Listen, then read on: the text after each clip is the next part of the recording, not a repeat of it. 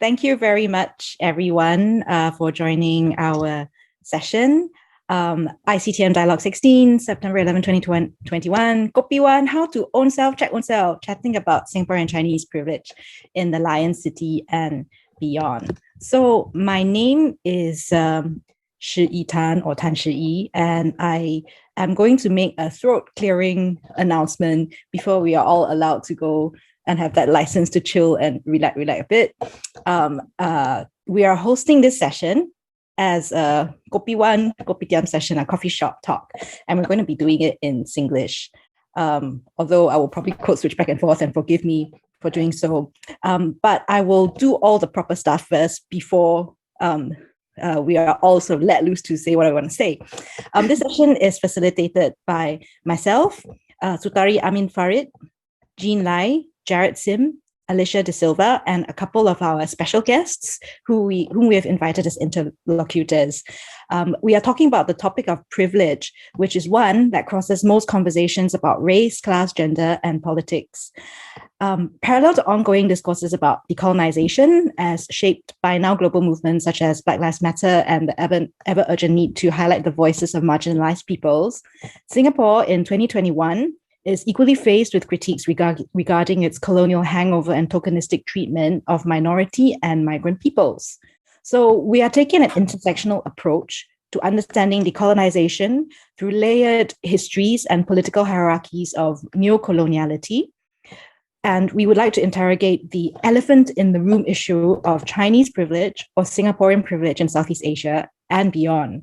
So we are looking at the making of music as well as research communities in themselves.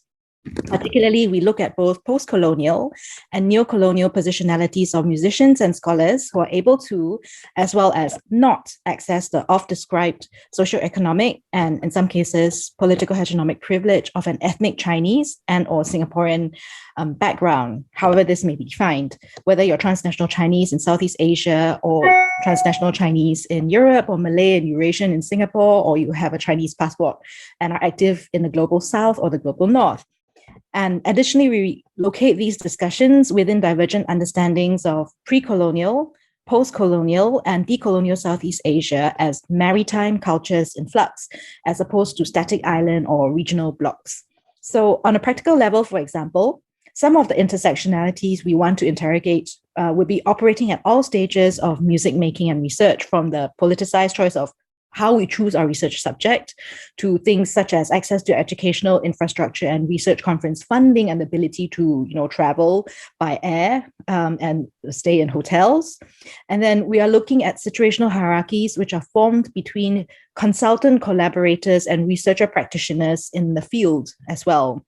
And we ask quite a number of awkward questions, which I gather have actually offended some people who may or may not be in the audience, and I'll ask them now, and pardon the offense. Number one, are there reasons to think Singaporean or Chinese music practitioners or researchers act with a certain entitlement in Southeast Asia and beyond? Number two, how has adopting English as a working language affected the way Singaporeans self-identify and are viewed by other Southeast Asian countries? Number three, how do music practitioners and researchers who identify as transnational ethnic Chinese understand their own intersectional privilege locally as well as regionally? Number four, was it five? How do these dynamics run with or run against old and new projections of the new yellow peril, in inverted commas, amidst the rise of China as a political economic force? Next question, what is it like to work, to practice, to research music as a non-Chinese person in a Chinese hegemonic environment? And how does a Singaporean conduct field work in other Southeast Asian nations? And what does this affordability of being able to do field work in a particular way, that comes with a higher currency?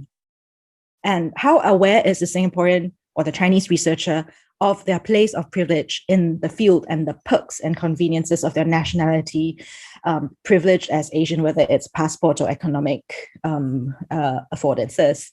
And finally, how aware is the Singaporean or the Chinese Singaporean aware of issues pertaining to privilege in their home country as opposed to in their field, if elsewhere in the region?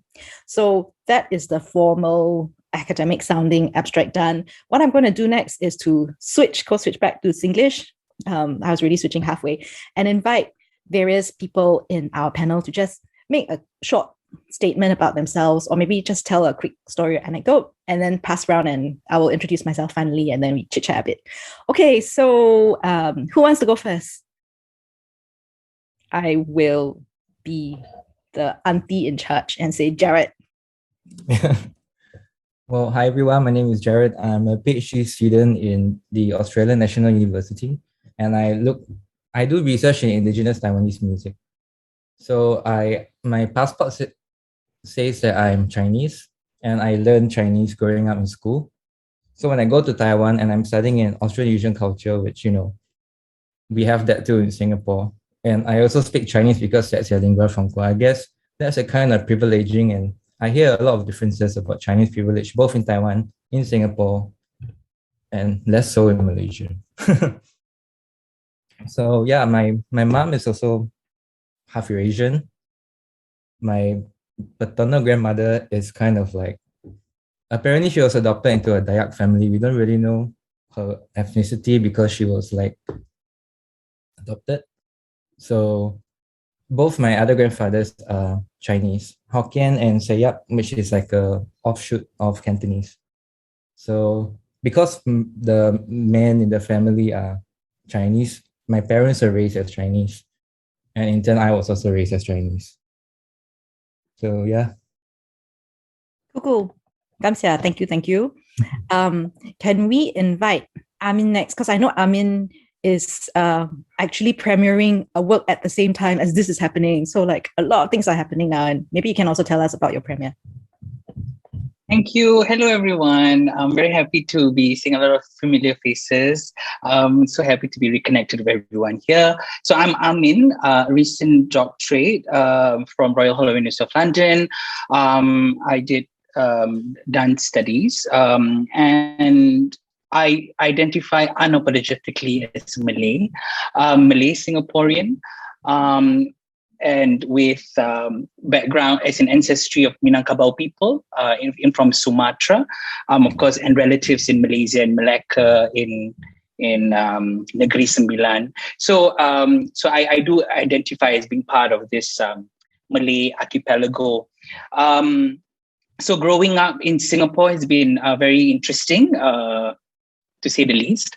And I think I will share a little bit more about that later. So at this moment, you can hear sounds coming from my background. So I'm premiering a performance lecture between two hip hop dancers. One is a deaf dancer, another a hearing dancer, and trying to get them conversation.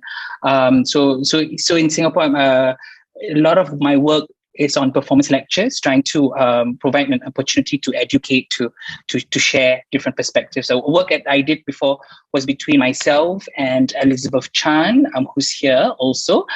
She's a Chinese dancer. So we've had a lot of conversations about, our practice and also growing up within our racial groups and not growing up within our racial groups. So I'll put it like that. Thank you. And maybe at some point in time, you can also share the link to your new work being premiered, and all your blog spaces and your podcast as well. I don't know whether Alicia is around. Would you like to share a few things about yourself? Okay, thank you, Sherry. So to start off, I think, I think you all can see from my surname that it's a very unique surname. So I think one of the things that I get a lot is when people see my name, they assume something. I'll let you know, or let you figure out what that something is. And then what happens is when they actually see me, they get a bit of a jaw drop moment. It's like, huh? What's this? Okay. And then after that, when I speak to them, they'll say, okay, still fine. But if I start speaking to them in Chinese, that's when it's gone. You're like, what the hell? What's this? Who are you? That sort of thing. I mean, I get that quite a bit. So for me, I'm Eurasian on my identification card, but I think, so when I say that I'm Eurasian to people, then they're like, oh, okay, so you're Ang Mo, is it? Then I kind of find it very strange because I'm not. Then it's like, oh, so you're mixed with what and all that. Then I was like, okay, my dad's Eurasian, my mom's Chinese. It's like, huh? What does that mean? right? So I had to explain a little bit what exactly Eurasian is. So one of these are usually my encounters with people. And I mean, for me as a Singaporean, I don't consciously think about this racial separation. So for me, when I do my teaching, when I interact with people, for me, that's not really at the top of my mind. So for me to actually put this down here like that, it's like, oh, okay, this is interesting, because I don't consciously think of such things, so for better or worse. Yeah, but I always get all these strange response, and I always treat them as entertainment, because when students see me, then you're like, oh, okay, you look Chinese, and then after that, you don't sound Chinese, and all that kind of stuff. So I find it entertaining, and because of my half Chineseness, I think I also acknowledge the fact that I am at a position of privilege towards certain things that I do. Yeah, but maybe more on that when we talk more with topics and questions from other people. So thank you, Shzr Ee. Thank you, Alicia. It would be, great to talk about your practice as well, and how all these different identities and expectations and how people treat you and are unfolded. Can we invite Jean, who is joining us all the way from Middletown, right? Yes. So it's like what, 3 a.m.? No, it's 6:10. Okay, so before I begin, I would like to thank ICTM and my fellow panelists for giving me this opportunity to participate in this conversation. So I'm Jane, and my pronouns are he and him. I'm a Singaporean Chinese, which is according to my Singaporean identity card. I'm currently based in the United States. I'm also the first generation college graduate from a working class family. So currently I'm serving as an associate editor at Realm. So after reading Daniel Brown's open letter to the Society for Ethnomusicology and learning from Philip Wells' perspectives about Shankarian analysis, I began to contemplate my position as a junior Singaporean scholar from the majority Chinese community studying the Urumi Melam folk drumming ensemble of the Singaporean Tamil Hindu community. So as a Singaporean Chinese male, my Chinese privilege has protected me from everyday racism in the city-state. It has made me oblivious to my biases and my insensitivity. Growing up in Singapore, I must have unconsciously shown biasness and knowingly uttered insensitive comments to others. So here's an example. When I began my research on Urumi Melam in 2014, I had the assumption that my Tamil interlocutors are from working class family struggling with socio-economic challenges. So as I got to know them better, I realized that my assumptions were wrong, very, very wrong. My primary interlocutor is a business owner who owns a private yacht. So it is a big deal to own a yacht in Singapore. Some of his group members work in management position in multinational companies, and some are full-time military servicemen, one of whom is a trainee fighter jet pilot. So in retrospect, I acknowledge that stereotypes I have learned from my Chinese friends, family members have shaped my biasness towards my interlocutors.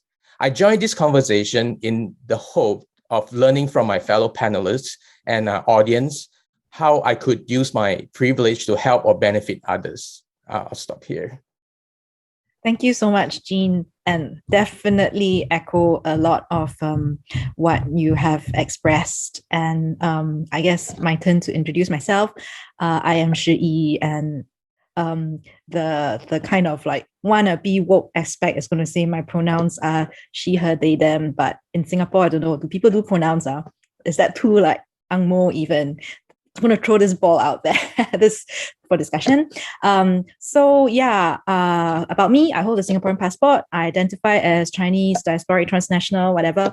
I have a full-time job in the UK where I teach and research music and ethnomusicology. And I'm finding myself constantly on a steep learning curve here, reflecting on how I'm dealing with all the intersections with structural racism within the UK, particularly against East Asians. I mean, in terms of my own lived experience, and this is not really talked about a lot or not even thought of as racism in a lot of European and UK circles. But I also struggle with how I have both Chinese privilege as well as academic privilege in Singapore, in Southeast Asia and Europe.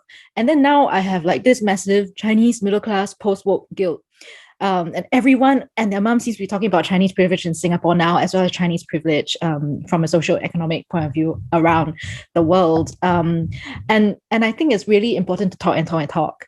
But, how long do we have to talk before anything changes? I was just thinking about, debates about decolonization in general, and people are saying decolonization is like the new queer theory, and queer theory is the new feminism. And, people may think of these happening in waves of activism, and from an academic point of view, these sorts of discourses get folded into like the general mainstream now. And I don't know if one day people will talk about Chinese privilege as a thing to be taken for granted, but at the same time live in a place of great structural inequality where you talk about it, but nothing actually has happened a lot. So I'm thinking and wondering and talking, about whether Chinese privilege means something different outside Singapore, particularly Southeast Asia, and then the so-called West, where China is often seen as some kind of new, rich, different kind of yellow peril, and whether there's a distinct performing arts manifestation of Chinese privilege, and also whether there are intergenerational tensions, which I'm hearing quite a lot of in terms of a lot of like pre-Kopi one discussions within this non-panel. And what do we do with things like the Nanyang school in Singapore as an art making, which we can talk about. I'm sure Amin got a lot of things to say. And what about social engagement and political interventions amongst Zoomer generations? And I heard sometimes even the word Zoomer is now an overused stereotype word. So yeah, I'm curious to hear what people have to say. And I guess I will just maybe raise a toast to everyone by sharing my, it's not Kopi, it's Lady Grey. I have been angmofied liao. And maybe we can just go around, whoever wants to raise a toast and describe what you are actually drinking. Maybe it could be Kopi. And say whatever you want to say.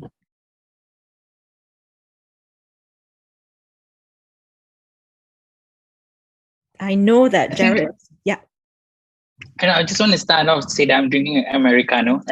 But that aside, having to listening into some of my my colleagues, as you were talking about their experiences, I'm also made to think about whether being a subject of Chinese privilege in this country, do I myself have some sort of privilege?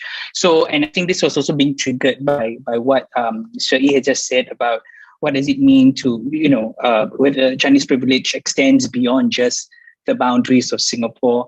So I'm also thinking about, the privilege of being Malay in Southeast Asia, in maritime Southeast Asia, and what does that mean when I cross over the causeway, which is less than an hour less than a few minutes to just cross the causeway to Johor, which is the most southernmost state of Malaysia. And where am I and who am I when I'm there?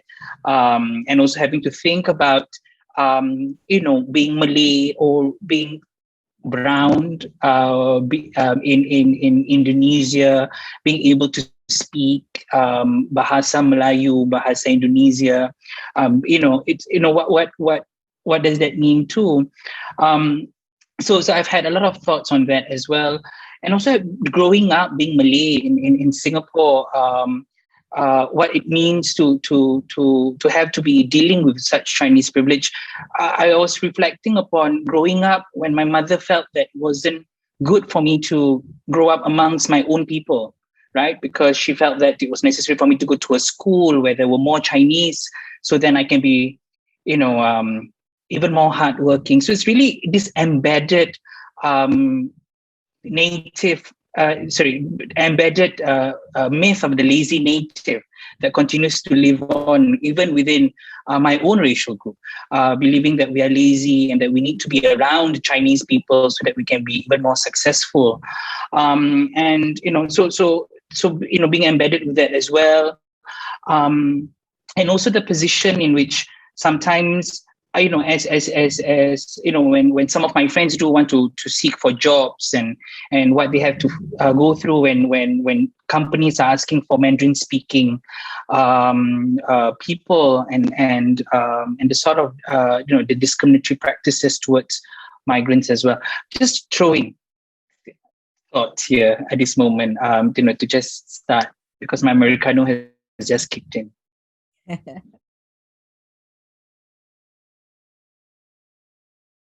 Don't know whether anyone has something to chime in. I got lots of thoughts, but I must, as the elderly person in the room, sit back a bit.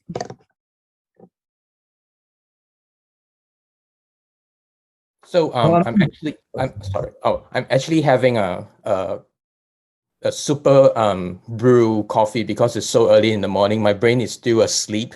But this is Kopi o Ka Tai. And yeah, so it's very sweet for this moment. So I do have a video, a 5 minutes, very short video that talks about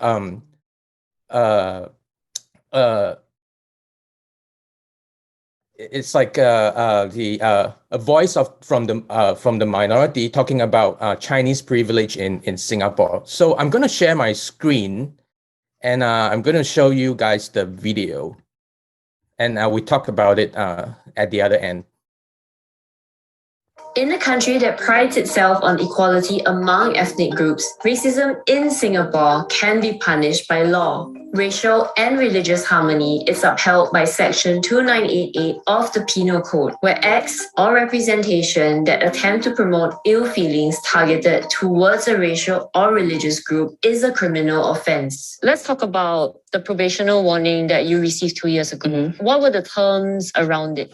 Okay, so I actually wasn't on probation. It's a 2-year conditional warning. It just meant that in these 2 years, I couldn't commit any crime. And if I did, I could get charged in court for the rap video. So this happened in 2019. There was an ad that came out and they were trying to promote some online payment method. So it was called Nets ePay. And they had a Chinese actor, a veteran actor, play all the 4 main races in Singapore. And essentially did brownface, and he was wearing a tudung to represent this Muslim woman, which I think is super ridiculous. So when the ad came out, it already received quite a lot of backlash. The response video that my brother and I made was a rap video. We essentially just did a parody of a big song. The song was essentially called Get Up. That was the song. And I mean, to me, it's very clear that Get Up means to screw it up and to make a mistake. So in our video, we were saying, to quote me, I was saying, Chinese people always out here it up. That was what the lyrics said. And that was what got us in trouble. So after that video came out, it went viral. And within, I think, 24 hours of it coming out, we received emails from IMDA telling us to take down the video. And essentially we were involved in a whole police interrogation. And after that, we received a 2-year conditional warning for making the rap video. Why do you think that you have been, you're under greater scrutiny? I think in general, being a brown content creator, I was already subjected to extra scrutiny. Obviously, at the start of my career, everyone loved everything I was saying, all the parodies I was doing and stuff like that. But when I started to focus more about race, that's when it got really sensitive. And that's when a lot of people were triggered, because nobody likes to talk about race in Singapore. And with good reason, because look at what happened to me. Why is it so difficult to talk about race in Singapore? I feel like there are many forms of racism in Singapore. It's mostly microaggressions, mostly the daily things. And every Indian girl my age is going to relate to half the stories I have or half the ridiculous jokes I've heard in secondary school. Growing up in secondary school, especially, so in my teen years, that's when in school people started to make jokes about my skin color and how I'm black. So they would refer to me not as African American, but literally as this skin color being black. And they would say things like, literally my class would be leaving to go for our PE lessons. They would switch off the lights and be like, oh, where's Pretty? Like, we can't see her anymore. And I'm like, you literally can see everything. You can see everything in this classroom. It's bright enough. So it was just like, obviously it wasn't rational. They were all kids and saying dumb things. But it's really a thing that these are all jokes that I think the average brown person in Singapore has heard. Like many Singaporeans, Pretty Please grew up in a multi-ethnic neighborhood where racial integration is maintained through quotas in public housing flats like these. But while different racial groups in Singapore may coexist in the same space, racial discrimination is still a prevalent issue. How have your experiences growing up as a minority in Singapore shaped your voice on social media? I guess because of how public my career is, it's the most in everyone's face. It's the most obvious. They see it more than anyone else who might not be, on public space at all. So I guess it's definitely shaped my career today and everything that I stand for and talk about, because it's just me living my best life based off my actual personal experiences with all these different topics that I've talked about, actually. So even things like cyberbullying, even things like body positivity. So has this experience of trying to censor you affected your way and your career going forward? When we just received the conditional warning, it was definitely really stressful. And that's when I started to second guess myself and constantly, I was tone policing myself. And I was always double checking my content to be like, can I say this? Is it okay? Am I going to get in trouble again? Because I already have a warning. It got to a point where I wasn't comfortable to just be pretty please and do everything and say everything I was always so used to saying. But then I started to tell myself that's no way to live, because if you're a content creator and you stand for all these things and you have already spoken up about so much, the last thing I'm going to do right now is let this conditional warning silence me. I mean, I definitely think the next step is room for actual discourse. There should be enough room for us to have conversations like this, healthy and productive conversations about anything and everything we want, whether it's going to be online, whether it's going to be panels, workshops, discussions, however it's going to exist. I think it should exist, and it shouldn't be policed to the extent that it is right now. Questioning simple things like that and realizing that this is a space that's comfortable enough for you to speak your mind, and people are actually going to listen and not shut you down or try and silence you. Yeah, so this video is from Vice Asia, and the interviewee's name is Preeti, and then she has a brother. His name is Shubhash. So if you are interested, you can check out Preeti Please channel on YouTube, where they have they have made many videos and podcasts, and I think Shubhash he did a lot of rap that might be of your interest. So I look forward to your input about this video. Thank you so much, Jean. It's actually a longer video which Jean, together with some help from Jarrod, actually cut down to snack size for our Kopi session.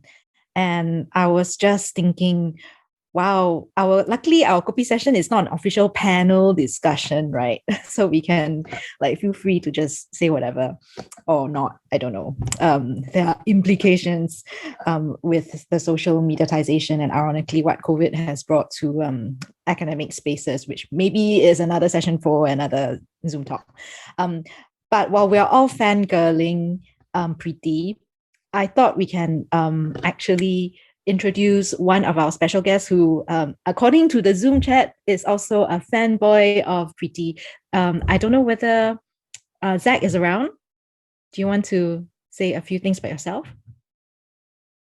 Hi, everybody. I'm Zachary Dominguez. I'm a Western classically trained singer, and I'm of Filipino heritage. Yeah, it says so in my IC. I'm a Filipino. I moved here in Singapore in 2008 because of my mom, actually. So she couldn't split the family, so we decided to move the entire family here in Singapore. And I guess growing up, I was, I wouldn't say othered, intentionally othered, but there was this sense of being different, not being a Singaporean. So what I did back in primary school was I took note of every Singlish word that they were saying. I would write them in my journal, and I would like translate it based on the context, and then I would actively use Singlish in my everyday speech just to try to make myself assimilate, like actively assimilate into the culture. And yeah, and growing up as I guess,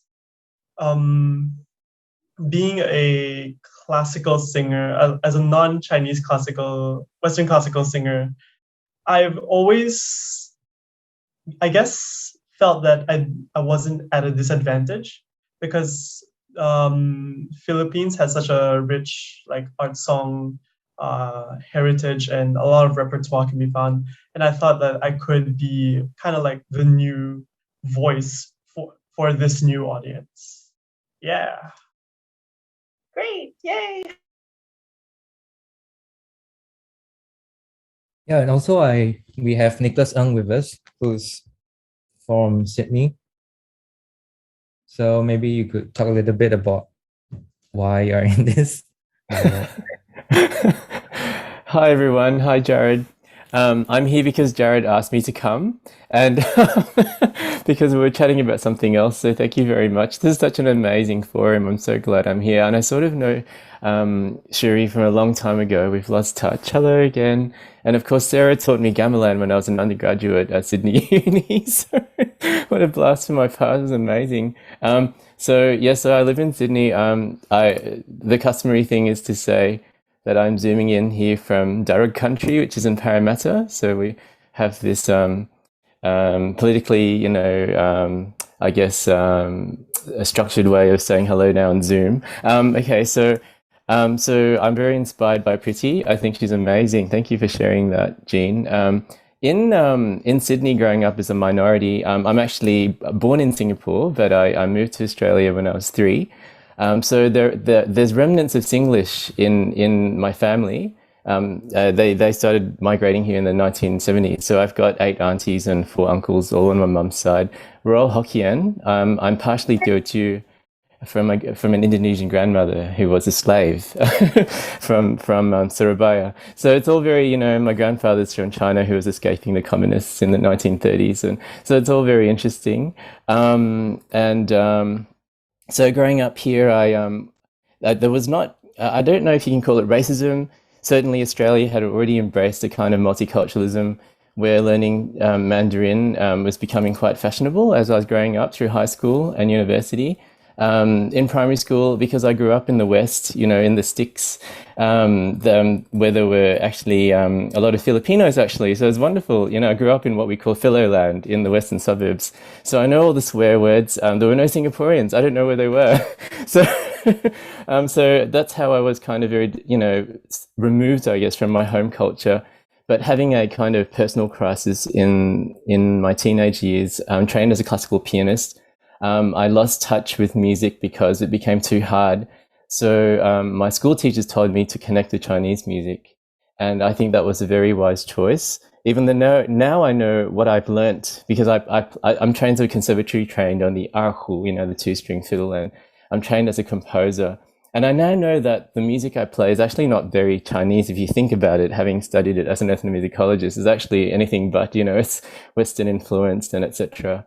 But it really helped me come to a kind of understanding of who I was growing up as, I guess, a minority. But it's quite a large minority. I was saying to Jarrod the other day, did you know it's actually the Chinese are the largest non-English speaking group after the Italians in Australia now, and then shortly followed by, Indians are now, the Indian community is growing so quickly. So that's where I stand. In terms of popular culture, I grew up with people like Ricky Wong on TV, on YouTube, and Ricky Wong is actually a white Australian man, Chris Lilly playing a Chinese man from Hong Kong as a comedian. And there's all sorts of incorrect, things he says, and nobody gets arrested though. There's nothing wrong with that. We also have Pauline Hanson. I'm sure you've heard of her. Things are interesting, but in terms of the Yellow Peril, I think things have really changed since the time of white Australia. We're now, I now live in a Chinese predominant, Chinese majority suburb, and all the kids at school, it's sort of like 90% Chinese with some Indians and Koreans. And so I sometimes feel like I'm not really living in Australia because you go out onto the street and it's all Asian supermarkets and bibimbap and that sort of thing. So that's where I come from. And then playing Chinese music as well to assert a kind of Chineseness, but not quite, because now I don't think of Chinese music as a way of asserting my identity anymore. So it's changed. So I think that's where I stand now. So thank you very much.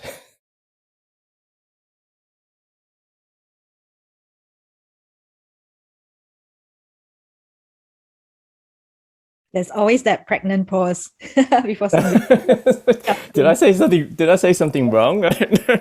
Well, for everyone is like, who's gonna go next? So I will just be the auntie and go next.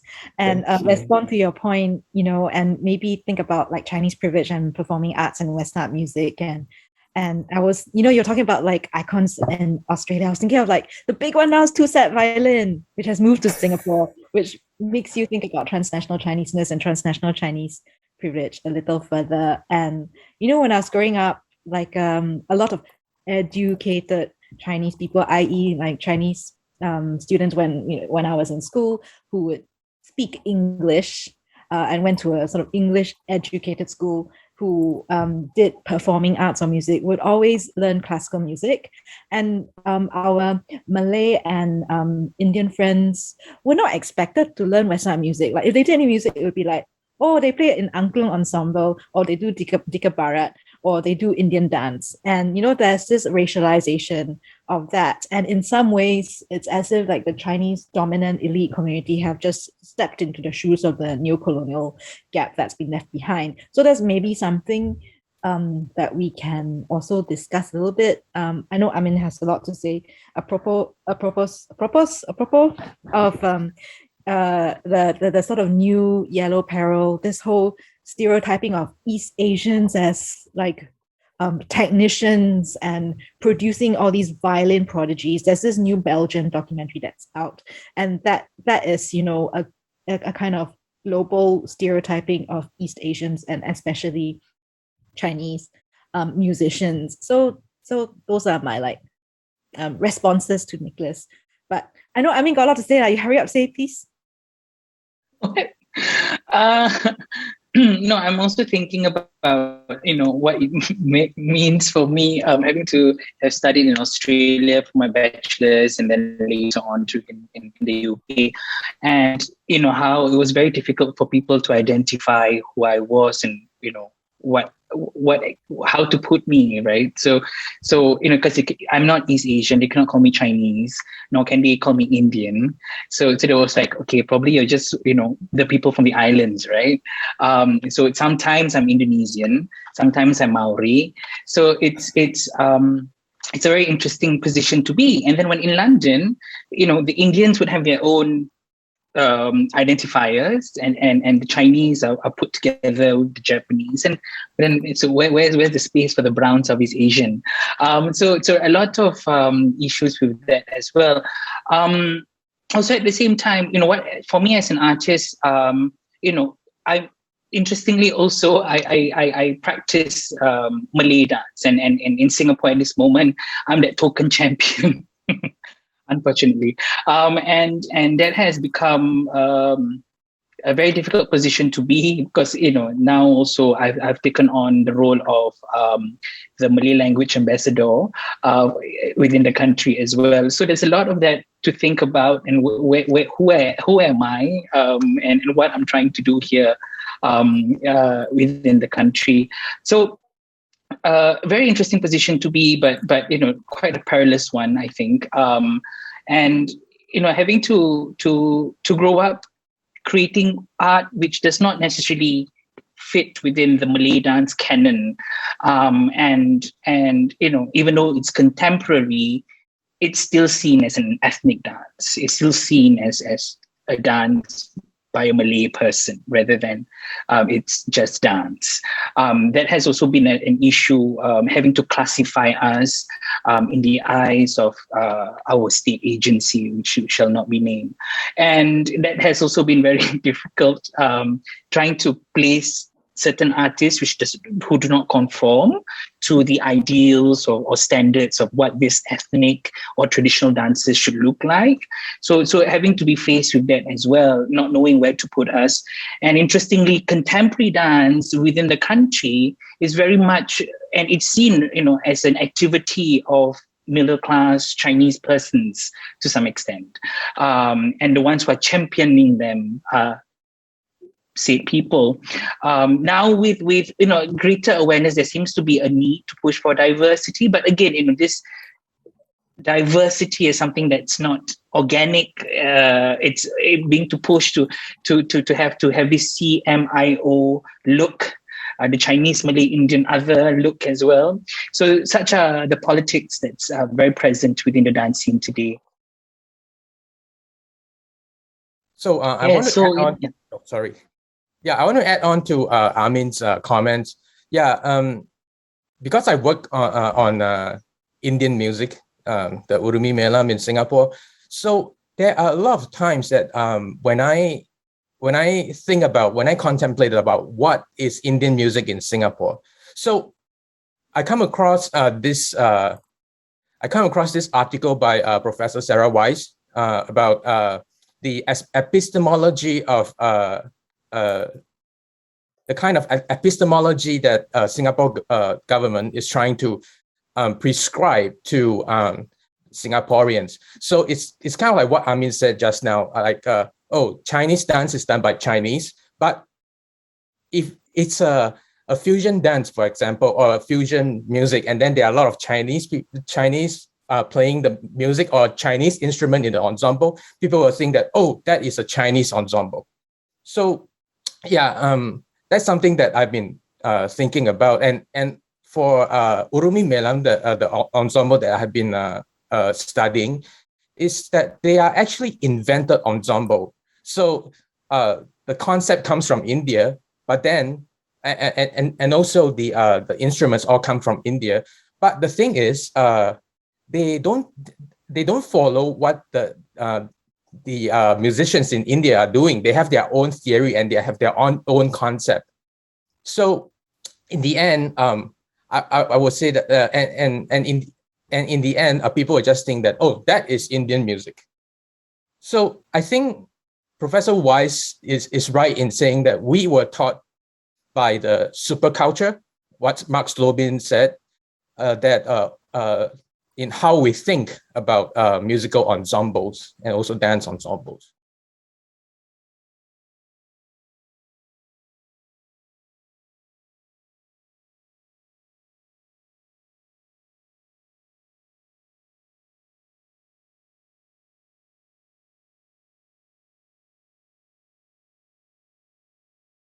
Sorry, we were all like super chatty and suddenly oh wait, okay, Sweven got something to say. What kind of cultures are the government trying to promote? What is Singaporean? I don't know whether Jarrod or Alicia or Jean have anything to say. I just have a little bit to share. So currently, because of the SG50 and all the bicentennial, the musicians in Singapore have been trying their best to to locate a Singaporean sound or Singaporean music. But what they are doing, because they are funded by the NAC, so they are trying to explore what kind of sound what is Singapore sound. But the thing is that most of them, they come up with fusion. It's kind of like, I have a tabla in a group, and I have a sitar, and then I have a pipa and an erhu in a group, and then we play together, and that is Singapore. So that is one thing that we can think about. Or is that what kind of ensemble is that? Or yeah. I was also thinking, yes, Alicia, can you tell us about your compositions? Do you follow the CMIO model and have a bit of everything? And what does fusion mean to you? And how does this intersect with your, what you had said earlier on about your privilege, one way or another? Okay, I was waiting for you to finish your question, then I can chime in with what Jean said. I think Jean raised a very good point, and I was laughing because I think I SG50, it was a couple of years ago, about 6 years back. Then there was this, basically the government came up with a couple of grants. And basically music groups, arts groups could apply for this as long as they fulfilled certain criteria. Now, I personally didn't bother, but I was involved in a few projects, and they all followed the formula that Jean sort of have or mentioned. So some Chinese instrument, then some Malay instrument, some Indian instrument, and Western orchestra, you come together and then you have it supposedly that Singapore sound. I think to answer Swee Bing's original question, what is Singaporean? I think personally, from a composition point of view or composer's point of view, I struggle with that quite a lot. Then I think, was it Sherry, you mentioned the Nanyang style? There was a very predominant visual arts thing. Yeah. And I think there was a project that I was supposed to embark on about Nanyang style in music. And personally, I also struggle with that because then it's just technically it feels very superficial for me in that sense. So what I think about, and I as I was preparing for this session, I kind of looked back at some of the things that I did. And there was a little interview thing I did with a group of friends, for a group of friends. And one of the things I said in that interview was, okay, you know what, actually we are all just Singaporeans. We shouldn't have cultural baggages. And we should really think more on really just finding something that's uniquely ours rather than, okay, let's go with, I'm Chinese and therefore I must do Chinese, that kind of stuff. But then now coming to this session, I also realized that it also is problematic because as people struggle the superficial ways of putting different cultures together to try to get that rojakness that is supposedly Singapore or Singaporean, then what happens is you definitely will have that superficial element first. And as I say this, I also think back about Lou Harrison, a gamelan composer, American gamelan composer, someone that I kind of refer to because I feel that as a composer, he sort of did all the superficial ways of working with gamelan as well, mixing Western. But at the same time, having studied some of his works personally, I also felt that he really tried to take certain ideals or gamelan aesthetics and to make things his own. And not just gamelan, I think generally world music at large. So that's something, bringing back to my own compositions or my own works, that's something I keep thinking about. Yeah, and so when I write, so my art output are largely for Angklung Kulintang Ensemble, and Sherry mentioned Angklung Kulintang Ensemble, and I can't help but laugh because I started out in primary school as a band student, playing the trumpet, cornet. It's like, and one of those things then for me, partly because the school only had band and choir, and I didn't want to sing, so I was like, band, that's it. Okay, and anything music was my thing. Yeah. Then after that, going to secondary school, I was in a school that had a lot of performing arts. In fact, the school itself is like an arts production house. I have drama, dance, all the dances. You have Malay dance, Indian dance, Chinese dance, and all that, contemporary dance, or they call it modern dance then. Then you have Chinese orchestra, Angklung Ensemble, you have band. So technically, all the racial groups are covered for, except Indian orchestra. We didn't have that. So in that sense, I was, as Sherry was talking, as sharing, I was thinking I am quite lucky, I think, to be exposed to all these things quite early. So even I recall because when I was picking my CCA, being affiliated to the school, the thing that came to me was, okay, you can definitely go join the band. And that was the first thing on my mind. It's like, okay, join the band because you're affiliated and go. So after going for audition, I'm like, okay, no, I don't like this band scene. There's something about it that is a bit stuffy, stifling as well. So I was like, okay, no, I don't want to go through this audition. I went through the audition. I'm like, okay, whatever. Then I kind of decided that I didn't want to join band. So I had to go to the office. Like, okay, I'm not joining band. And then it's like, okay, pick a CCA. I was like, I was blank at that moment. I didn't have a CCA at that point. And then the person in charge was like, okay, how about I just put you in angklung? And I thought for a split second, I was like, okay, that's perfectly fine because it's a musical culture. And at that point for me, it was like, hey, actually, yeah, why not? Because I get to know more about another culture. So that was the start of my cultural journey in that sense. So at 13, and at 13, you asked me if I would be an angklung instructor writing for angklung on ZOMs. I would say I don't think so, because at that time, music, like I think most children in Singapore or everywhere, it's like just a hobby thing. It's like, oh, good skill to have, good thing to do. Career maybe not. Yeah, and it was only in secondary 4 when I sort of started composing a little thing for the school competition. I was like, hey, actually, this is my thing. I kind of like to create pieces. Yeah, and then that started the whole, okay, I liked culture. So I started learning about gamelan. At that time, I didn't have categories. I wasn't thinking, okay, angklung is Malay, gamelan is Malay or not. It was just angklung is a culture, gamelan is a culture. And then I picked things up, and that's when I learned the gamelan, and in a way, that's where I am. Yeah. So my pieces, to answer Sui-Bing's question, my pieces, I think, because as a composer, I am still largely Western trained, I do have that Western element in it. But what I try to do is break boundaries, or what I think I break boundaries. For example, the thing about the angklung on ZOM in Singapore, it's very Westernized as well. The tuning, it's a diatonic scale or chromatic scale. And you either read cipher notation in terms of numbers or letters, or some schools, they kind of do a bit of an oral tradition, but not so strongly in Singapore, because at some point the kids will forget, so you have a habit of writing things down.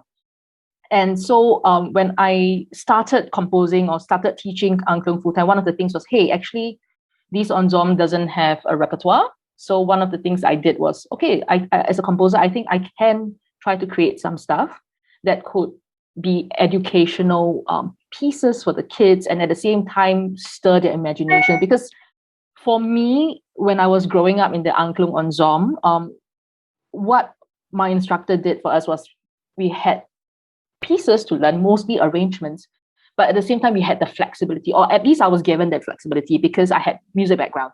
So she always tells me, okay, do whatever you want, as a musician. And so I kind of, that freedom actually allowed me space to be, to explore that artistic side of things. And that sort of led me to where I am today. So one of the things in mind was, okay, let's have a bit of a repertoire. But as I say this, I'm also very conscious that, okay, that's a very Western thing, and you kind of box things in a little bit. Yeah. But at this point, that's where I am now. And the other thing with this COVID, because I'm exploring things a little bit with the students, it's with online. You can't get them to play the angklung because they can't bring the angklungs home, or not all schools allow that. So what happens, some schools or some groups of children, I dabble a little bit with getting them to create stuff. But that's a bit of up and down, because you have 2-3 weeks of having online, then maybe face-to-face, then that whole struggle is actually quite chaotic. And yeah, so that's that. And I hope I'm giving some stuff here and not just randomly doing things here. Yeah. Yeah, I have lots of responses as well. I mean, one of my first thoughts is like, who on earth decided that angklung was going to be the representative group of the M in the CMIO, as opposed to Kuda Kepang or even, gamelan, which has so many different local embodiments and forms. And is it like, the Chinese government? Bye, Sarah. Please join our Padlet page, by the way, and post more questions. Sorry, I'll jump in a little bit. Yeah. Okay. Sorry. Because you were mentioning about the gamelan and angklung, I just realized that actually none of these are technically very Malay. They are technically Indonesian. Yeah. Yeah. So it's kind of weird. I mean, when I do this, then like, because in schools, then, when the teachers generalize, like, hey, okay, so join the angklung on Zoom, or like, this is a Malay instrument. Then I look at the kids and like, no, this is not a Malay instrument. So it's one of those very strange, bizarre things. Yeah. So just jumping in there. Sorry, Shzr Ee. Oh no, I think it's definitely a valid point. I mean, what do people think about it? Maybe think of Amin's earlier point about operating and having to represent Malay in Singapore and also in wider Southeast Asia, like for example in this meeting. I guess being Malay in Singapore has been.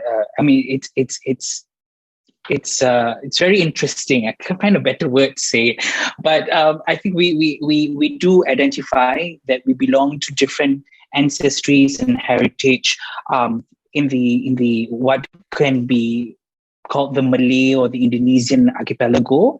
But also that's also the experience of being Malay in Singapore, how we are being clustered as this umbrella racial group. And, so hence the Angklung becomes Malay in Singapore. The Gamelan becomes Malay in Singapore. So it's and also, if we were to use how the Esplanade tends to look at the Malay identity or culture, it's always the experience of the Malay Singaporean. So the experiences of the Malay Singaporean would mean that, no, they can be Malay, but they do identify as being part of a part of another ethnic group within the Indonesian archipelago.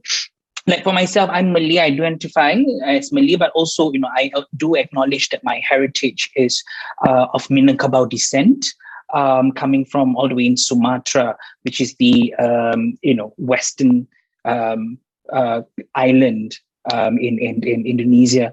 So it's also how we are made to be like that, and also in recent years as well, we've heard that our own leader of the nation has constantly tried to remind Malay Singaporeans that we are unique and that we are different, that we should not not be like our kinsmen, whatever the brethren, I don't know, for being part of the Malay archipelago to some extent.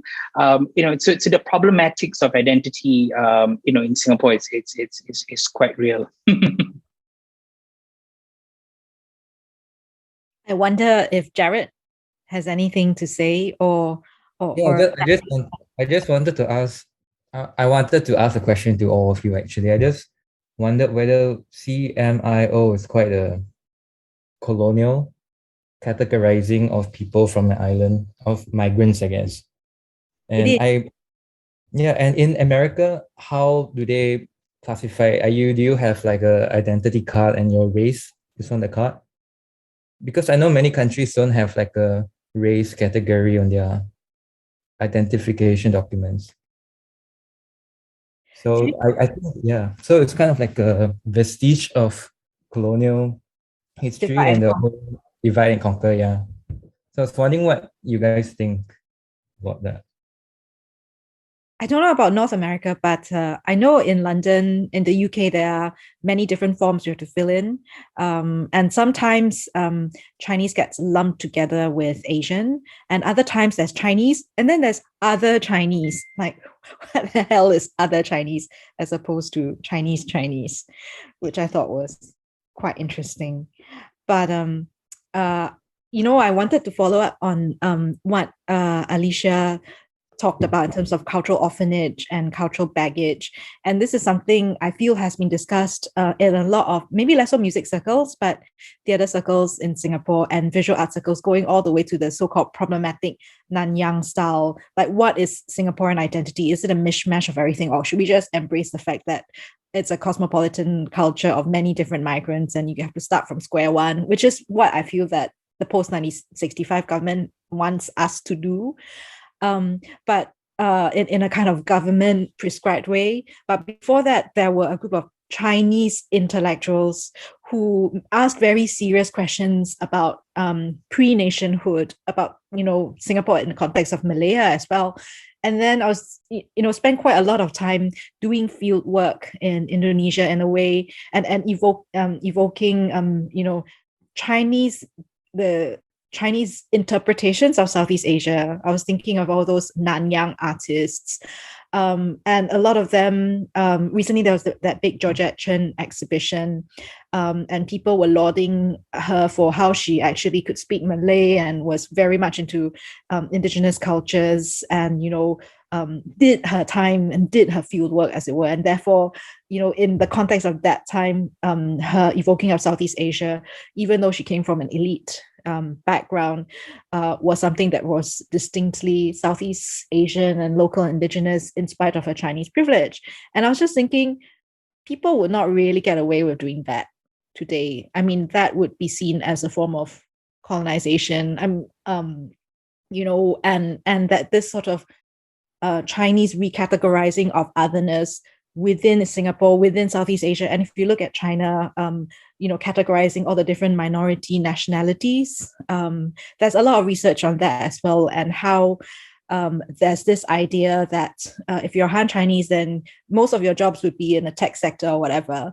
But if you are an ethnic minority, you can 能歌善舞, can sing, good at dancing, and the arts and performing arts becomes basically your job scope, because folk culture, handicrafts, performing arts, and all that. So I don't know if people here had any thoughts about this in the micro modeling of Singapore Chineseness in Singapore and Southeast Asia, as well as Chineseness understanding otherness within China, and then even the West.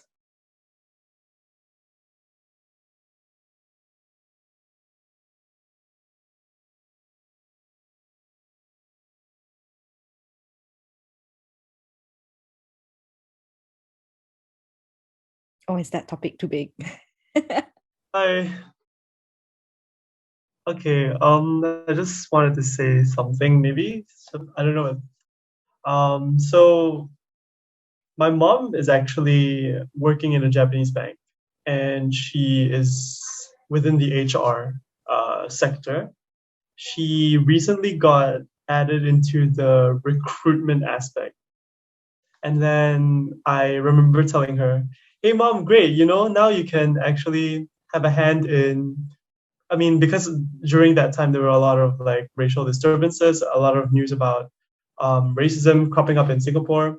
And so I told my mom, hey, you can have an active hand in shaping, maybe lessening the racism in Singapore. And then she gave me an answer that struck me. She said, I guess she said something along the lines where it doesn't matter what race you are, it just matters that she's just trying to find the right person for the job. But she also recognizes that there's a disproportionate amount of minorities within her office, and she doesn't recognize that as a kind of a problem. She just she just treats it as they're not the right person for the job, basically. So I was wondering whether that's kind of problematic in a sense. I don't know whether it ties in with your point, Shzr Ee, but yeah. Oh, I don't see color versus how to understand equality as understood through structural inequalities. Yeah, exactly. I think she doesn't realize that there are structural racism within the system, and just blames it and just says like, oh, I don't see color, I just see productivity and such, Swee Bang was saying, from my experience in Malaysia, education plays a very important role in fighting racism. Young people learn about the cultures and religions of the other and approaches, and they make friends and play music together. Do you see this happening in Singapore? I think I'll just take this because Hi, also I'm a fan swimming. Anyway, I was talking to a Malaysian friend of mine quite recently during dinner, and she says that she in Malaysia. Oh, to be fair, she's from she's Chinese. In Malaysia, racism is much more apparent, especially with the preferential treatment for the Malays, and that she acknowledges that there is racism in Singapore as well. But I pointed it out to her that I guess it's more structural and it's more, I guess, I wouldn't discreet. Yeah, I guess discreet. It's like insidious. It's not very obvious. I would say that education definitely has a huge role in combating racism, but I noticed that even if you play each other's music, it can be a bit superficial. Yeah, it doesn't really attack the so-called root of the problem, but yeah. I'd just like to say something like, I've seen how Aswara, the National Academy of Heritage and Arts in Malaysia, has fostered an embodiment of different cultures within the dancer, and I applaud them. I think in Singapore we saw this happening in the 70s with the National Dance Company that was propagating for this learning of each other's dances, embodying it. However, ballet became the glue that brought all of us together. So that also became, that's quite problematic. But to answer Sui Bing's question, it does feel that the generation that was very involved in the company today have been more involved in crafting their own disparate forms as their form, and occasionally they do come together in collaboration, trying to show the multicultural. So the multicultural today is very much the Indian dancers do the Indian dances, the Malay dancers do their Malay dances, the Chinese dancers do the Chinese dance, and then everybody use the same prop together, and voila, we belong to multiracial Singapore. Yeah, can I just comment? I actually agree with you that just playing music, will not, combat racism. But I think in many projects in Malaysia, we actually make the students go and do research about the cultures of the others. They go together, they interview people of other races, and then they observe how people pray in different religious sites and so on. So when they come back and they discuss this, and then they work together to come up with a small composition of their own. So then they are really engaged in the practice of multiculturalism and learning about the others. So I think we need to go beyond just playing music together, but education in a holistic sense. That I think can work now, because we have done this for many years, and we can see that people are friends forever after they have gone through the program.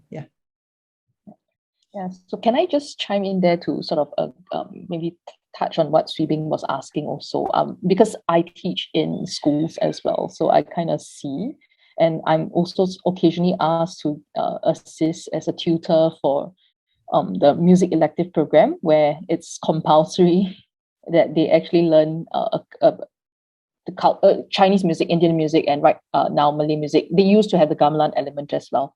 So a lot of the information in Singapore right now in terms of culture and experiencing culture and all that, I think it's really quite, I would say, top down, because teacher teach, then you receive. So there's a lot of superficiality of understanding, and something that when I think when Sui Bing, when you raised this question, the other thing that came to mind is a lot of these, from the music perspective alone, is very Western based. You look in with the lens of a Western train person. And one of the things that I was thinking of about Chinese privilege is, Shzr mentioned about the educated Chinese in that sense. It's always the Western education. And a lot of us musicians here start off Western classical music.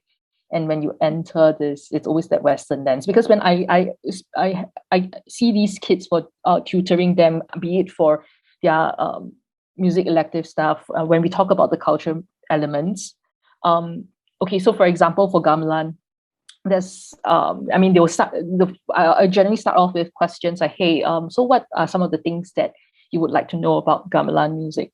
Because they are at diploma level, so I want them to think a little bit more. And one of the things that they always ask is, oh, how do they harmonize? But some traditional music don't have harmony in the Western sense of the word, you see. So so I just think it's very interesting. And I think sweeping what you said about getting them to research, getting them involved in that whole process of observation of the religion or culture is very, very important. And I think that's very lacking in Singapore a little bit, because I think there's a taboo. Like I think in Pretty Please video, you can't, I think no one dares to walk into a mosque or Indian temple for that matter. Okay, maybe Indian temple can because the devotees are a bit mixed, I feel. Yeah, but like I think there's that element, and then maybe no one dares to walk into a church, that sort of thing. Yeah. I always wondered, because if I walk into a mosque now, how? I'm always curious about that. Yeah.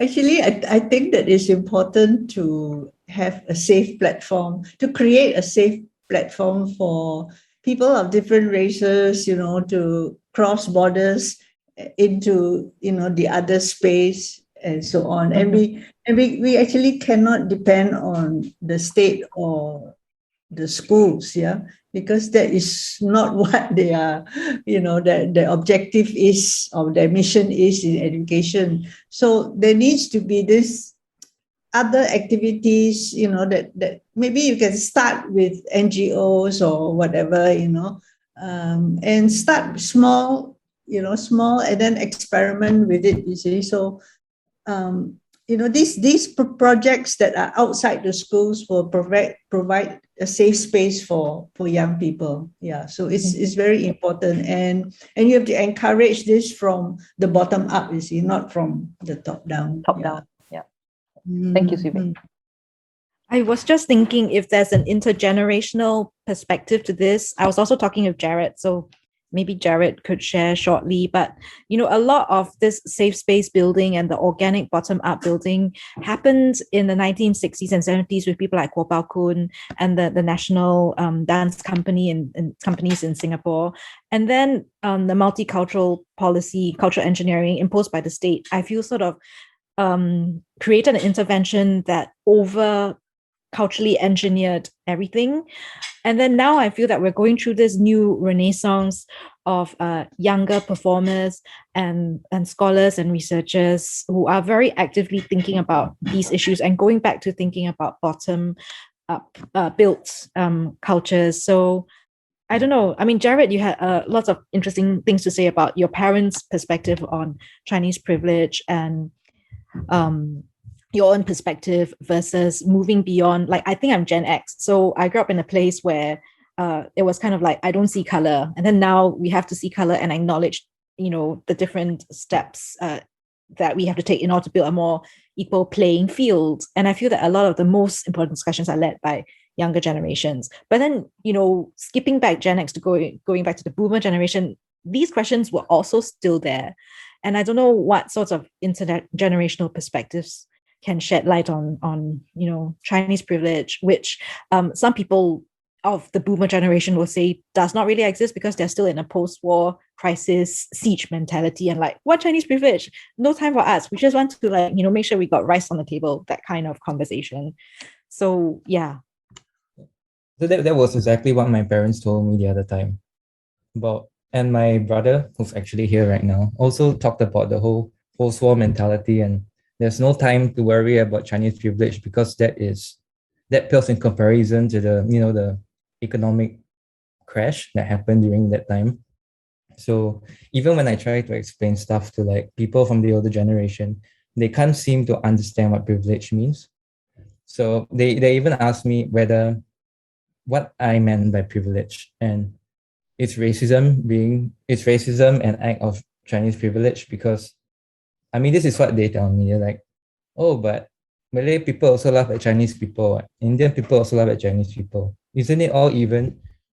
And they always give me this whole narrative about, oh, back in the day when we were living in the kampong, we would play together. Indian, Malay, Chinese, other, we just play marbles, catch spiders and all that. So there's this very idealized nostalgic view of how Singapore is not as bad. I mean, there's a term that it's not as bad as the kids are making it up to be. And we are always called to be like, the snowflake generation, the strawberry generation. And I think also when they introduced the HDBs, it kind of like destroyed this whole kampong vibe, right? Like, the notion of kampong as a safe space. I don't know, I feel like there's this book by Mark Fisher about how we are going backwards in time. So we're always nostalgic for something as society progresses. And I feel that that's something that Singapore has been going through for a long time. And it's not just the kampong culture, it's also, the colonial hangover that's happening, the whole idea of English privilege. And it's very different. And what else? So is it systemic? That's the main question that I've been trying to think about this past week. Is Chinese privilege a systemic issue in Singapore, or is it the woke culture? Are we being influenced by BLM and trying too hard to apply something that might not fit into a particular mold? And another personal opinion that I have is that sometimes I see that when people are trying to speak up about Chinese privilege to call people out, it gets very aggressive. And I think the older generation does not really understand why people have to behave like that. Like, my auntie was telling me that Pretty Please deserved what she got because she could have handled it with much more tact than she did. But the thing is that if she didn't make this rap video, then we wouldn't be having this conversation today, because the idea of Chinese privilege would still be something swept under the rug. So in a way, that's an intergenerational divide that they just don't know how to, maybe we need to find a way, I guess, to kind of like, smooth them through the thinking, I guess. I can't think of the word now, but you know what I mean, right? I just wanted to add, since we're talking about this intergenerational thing as well, for a lot of the, not a lot, but for some of the people, the veterans or people of a particular generation, when I do talk to them about recent occurrences that's happening, a lot of times, for them, it's like, budak-budak korang is like your generation. Budak-budak korang ni senang melata. That means you tend to be very, you tend to react so quickly, right? So they're talking about my gen probably, who's always, having to go to the social media to call out or to talk about things. Because when I do ask, like, why is that a problem? So a lot of times they were saying, no, because in our generation, it's okay. It's okay that the Chinese people have these thoughts about us. Because, it's okay. It's good to withhold this knowledge that, we're actually smarter, or we're actually even more not as lazy as we like to think we are. Let them think of us then. We jaga ourselves. We take care of ourselves. Right. So it's okay. So then our generation is like, we want to call this out because it's not helpful, to be calling ourselves as being part of a multicultural society, but still with having such distrust with one another. So I do see that as an intergenerational divide too within the Malay community in how we want to talk about this, because this is seen very much in when all of the artists today are having conversations about the racism and Chinese privilege. The traditional arts community is quiet. It's quiet because they're not talking about it at all, or because they were very much part of the nation building agenda of the 70s till today. So they do feel very much that they cannot do this because it's either going to affect their rice bowl, or at the same time, it's also, going against what they have always believed in, right? And so I find that very interesting as well. Like, when we're seeing a lot of these conversations happening by theatre activists, some musicians, but the traditional arts sector, is very silent about this matter. Speaking of intergenerational issues, I don't know whether we can call upon Jean in our so-called non-panel, who's probably the only person who has kids. And what do you make of all this? You're working through like really 3 generations. Yeah. So I want to talk about okay. So there are 3 generations. So this is between me and my parents' generation. So my parents, they always tell me that, if you don't listen to me, you will regret. There's a Chinese word, 不听老人言，吃亏在眼前. If you don't listen to your parents, they will say, I ate salt more than what you eat rice. So it's kind of like, you must listen to your parents. If you don't listen to it, you will be regretted. And this is something that I've been thinking about. And I guess this is something that is from the state ideology, because it's kind of, they have been talking about narratives about, if you do something about race or religion wrongly, then there will be a racial riot. So we don't go back to that place again. So we need to do what I say. So that's what I feel, what I observe about my parents' generation. But for me and my kids, because we live in the US and we saw a lot of like Black Lives Matter, Me Too, hashtag Me Too, and Me Too movement, and also Asian American hate crimes. So I told my kids to be very, very careful, and also tell them the what is sensitive and what is what they need to be careful when they are in school. You see, because sometimes they might utter something like something that may be deemed racist to some people, but like making fun of people's name. For example. So for me, I have been very cautious about how my kids are portraying themselves in the public spaces. But I also learn from my kids, because I'm an immigrant in the US. So there are a lot of things that I don't know, and my kids are learning from school and from YouTube. So on the other hand, I think this is for me and my kids, is a two-way communication. So I talk to my kids while my kids taught me what they learn, and then like the American culture and all this. So I would say that between my parents and me, it's kind of like a one-way traffic. But to me and my kids, it's a two-way traffic. I learn from my kids, and my kids learn from me. So it's kind of mutual. I hope that continues to their kids. Yeah.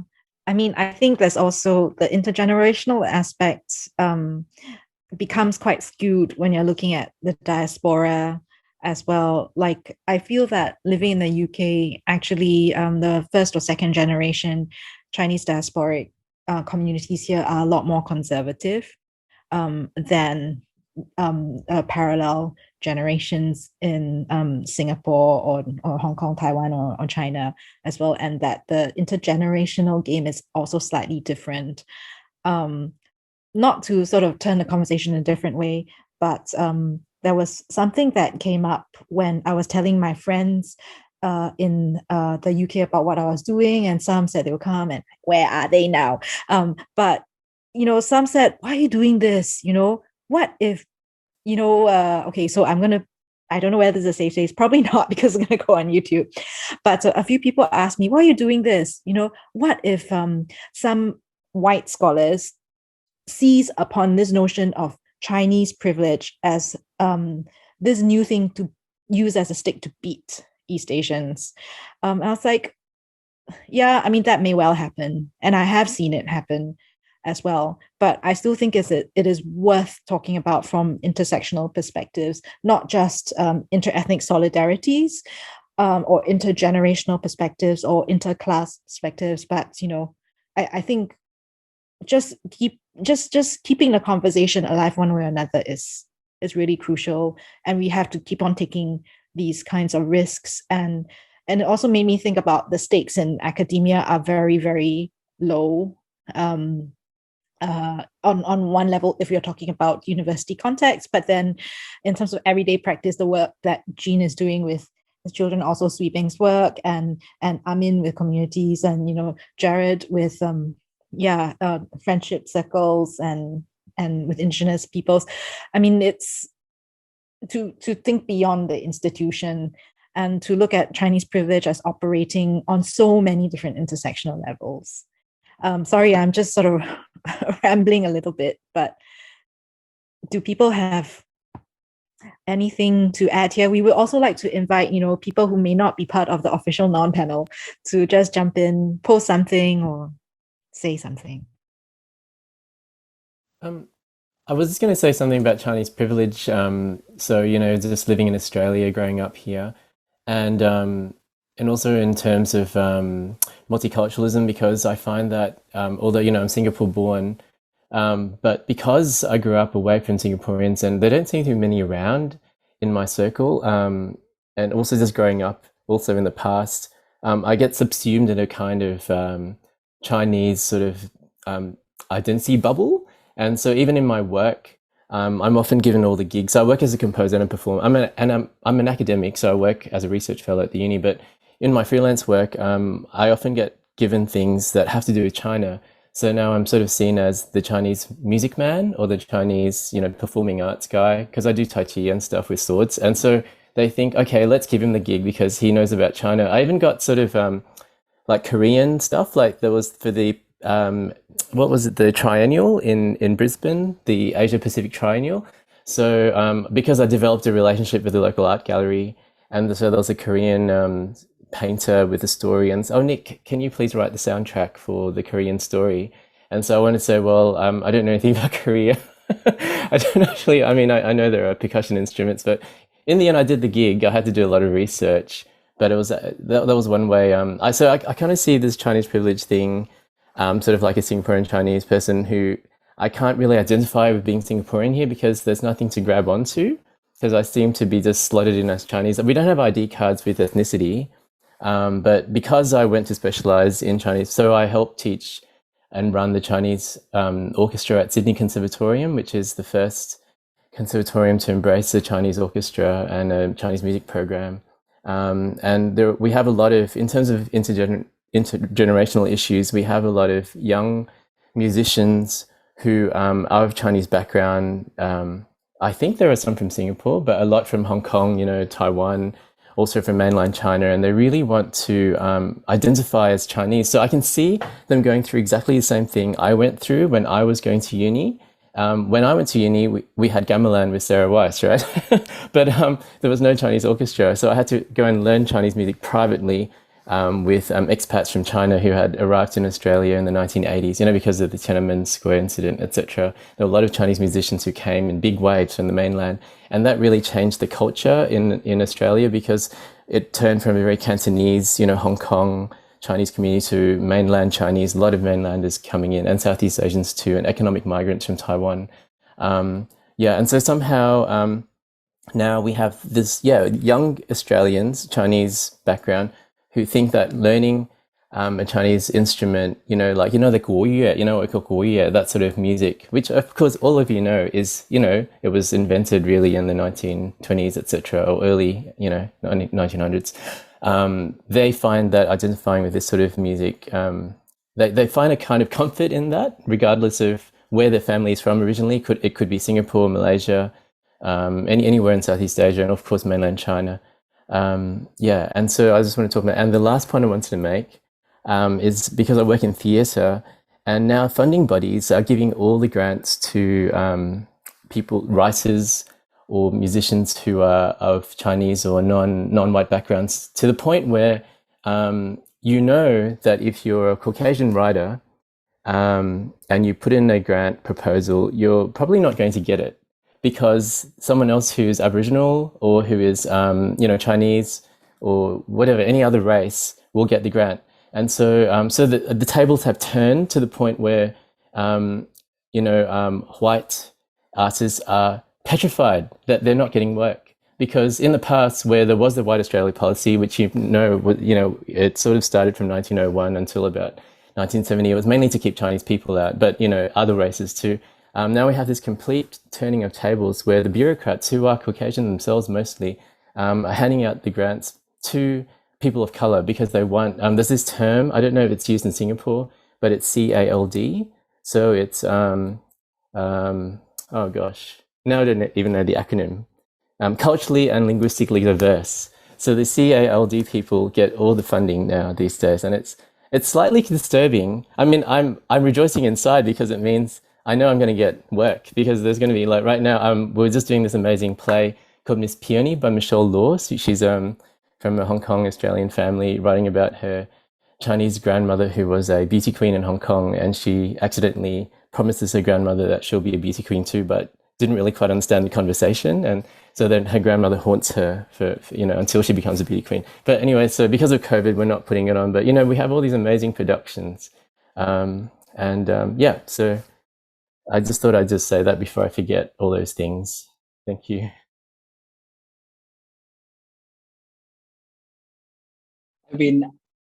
Sorry, can you hear me? Oh, where's my video? Okay.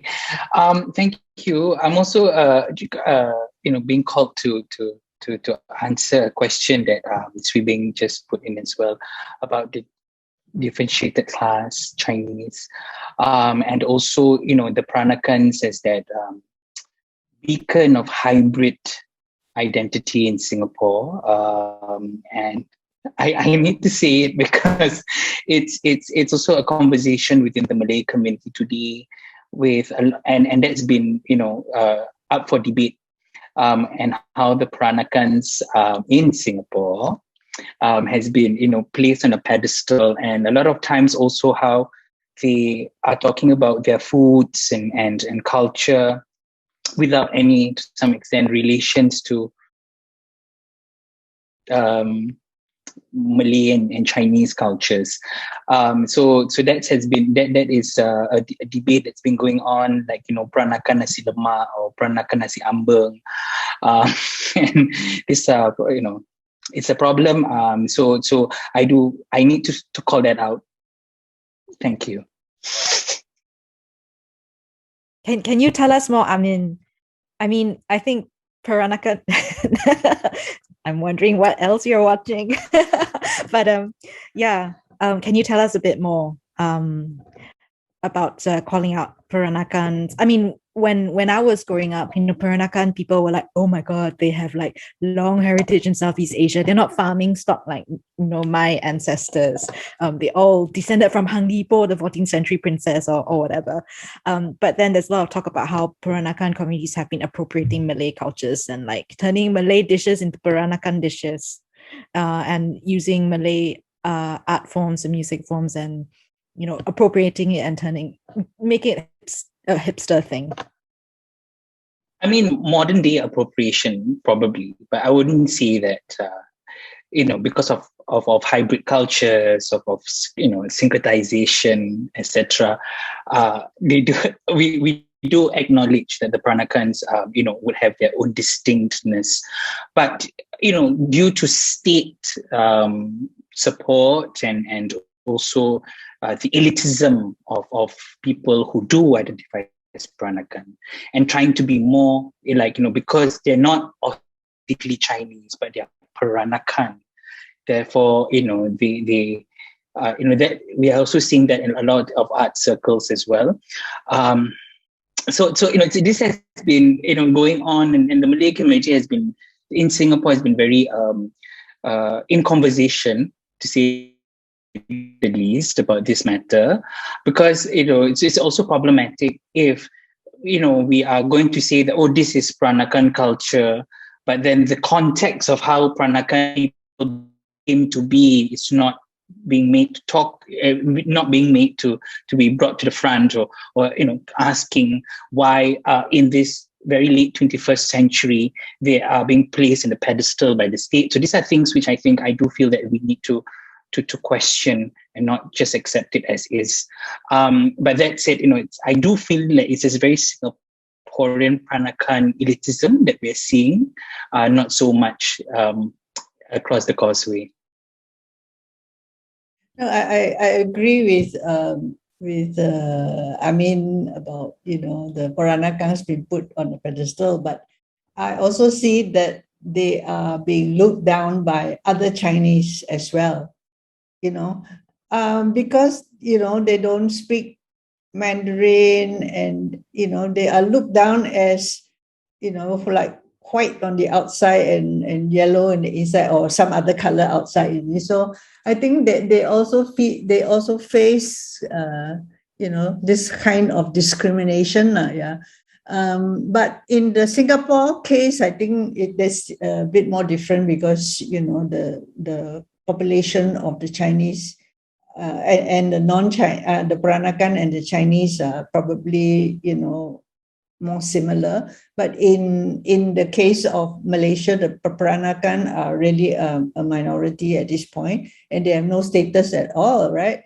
So people just look down on them, and then they begin to cynicize and begin to become more Chinese, and they send their children to Chinese schools now. So you don't see much difference between the Peranakan and the non-Peranakan. Plus, I also think that there's a class basis to this. The Peranakan were known to be very, very rich or wealthy, and that's why they can do all this.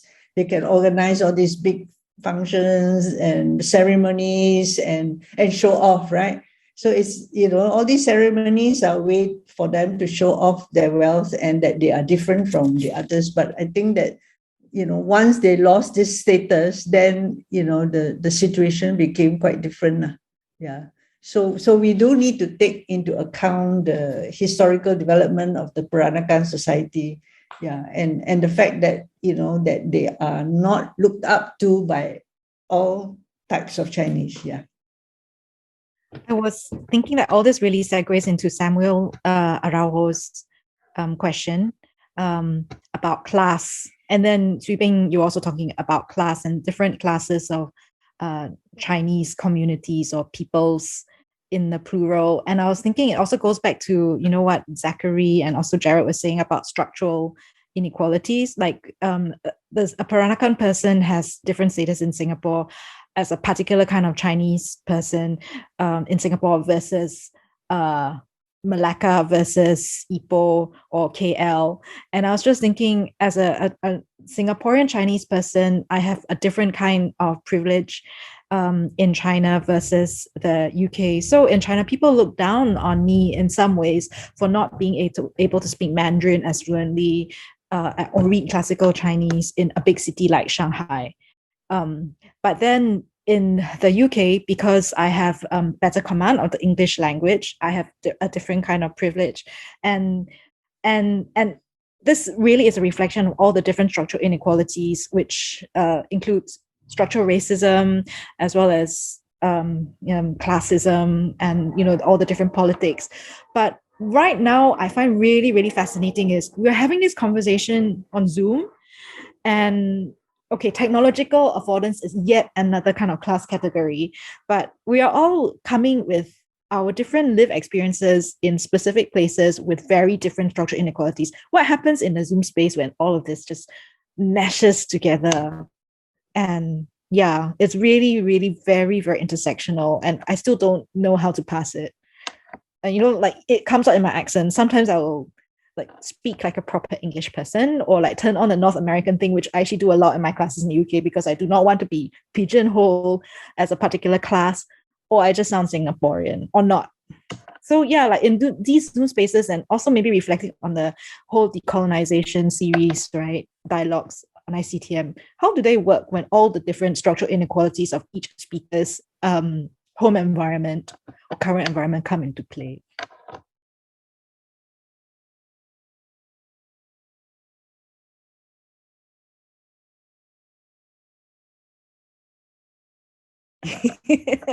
Will you ask the question again? No, I think it's made quite clear with with sweeping around as well from Malaysia and this question about Chinese privilege and when it's being somewhat transplanted to Malaysia, how does that you cannot transplant it there, because of the Malay privilege, right? So I'm also questioning a lot about. I did mention about what it feels to be Malay within the archipelago, and also being Singaporean, right? So when I was in Indonesia doing field work, how as this doctoral student doing research was seen as the guest of honor for the government official that was coming because I was Singaporean. Right, so it's also where are we placed in the hierarchy of nations, right? And as what was being said by our late grandfather, from third world to first world, right? And also having to question what does it mean to be overall Singaporean without having to consider the race at all, right? And yeah. I mean, just to share a story about transplanting different contexts. Even in the forming of this panel, I kena called out by my Indonesian migrant worker friends who said, you cannot use the word Indon because it actually has certain, you cannot shorten the term. You have to spell out Indonesia. Because of certain connotations that the word has in particular dialects. And that was a learning point, and really showed up my own, not just Chinese, but Singaporean privilege. But I was just thinking, especially in a COVID era when everything has moved online, and the whole asymmetries in terms of what we're actually dealing with in terms of bread and butter issues become more apparent when we enter like shared spaces on Zoom or even Facebook. I will be very careful about what I'm posting on Facebook. I like holiday shots mean very different things to my friends in Singapore or the UK as opposed to my migrant worker friends in Singapore who are like, wow, how dare she talk about injustice and class and like can go on this holiday to whoever. In this case, it was Margate. But yeah, so, all of this has sort of made me rethink our different privileges. But going back to the issue of Chinese privilege, I think there is also the sort of global situation to think in mind in terms of the rise of China as a new political power, economic power, but also technological power. And I think this might be relevant to Zoom conversations as well, because not all proprietary software that we take for granted, like YouTube and also Google, is available in China for reasons of not just censorship, but protectionism, economic protectionism. And, where does Chinese hegemony, dominance, having a say at the international table actually play into notions of new kinds of privilege, developing, and China privilege as opposed to Chinese privilege, as well as something maybe to think about, going back to, Samuel's question about class, which is ultimately intersectional. Like what kind of Chinese person are you, and what kind of Chinese space or non-Chinese space are you operating in? And can you operate in all these spaces at the same time? And previously, I'd always thought, it's very easy. You just look at that particular intersection. But then what if the intersection is many, many different spaces like right now? And to be honest, I don't know how to actually look for a position that is, truly equal. And I think adding on to class is also the idea of religion when it comes to Chinese privilege. And I think it's a way to define what people are, especially in Singapore. I'm sure you know our President Halimah Yacob. It's considered to be a Malay president, but she's actually Indian Muslim. So I think in Malaysia, it's also the same thing, right? The way religion kind of like justifies who you are and how you self-identify, or rather how the state identifies you. So I'm wondering if Sibing can say something about this as well from like a Malaysian perspective, how religion and race kind of like intersect with each other. And for the Chinese, it's, at least in Singapore, it's always the Christian Chinese that are more atas, like, you know, people of higher privilege. And then if you're Buddhist or Taoist, everyone's like, oh, you're probably poor. So yeah, I'm just curious about how it's like in Malaysia. Is it similar, or is there like a little bit of contrast or something different? I think that the Chinese are very pragmatic, lah. So they will change their identities whenever there is a need, right? So, and also, you know, consider what is more privileged and who is less privileged according to the situation. So I think that the Chinese in Malaysia are very, very split, right? Right across class, religion, you know. I mean, Christianity, people might look up to it, you know, but there are also this Theravada or Mahayana Buddhists that are, you know, it's very popular. So we can't say that the Christian Chinese are more privileged, right, in that sense.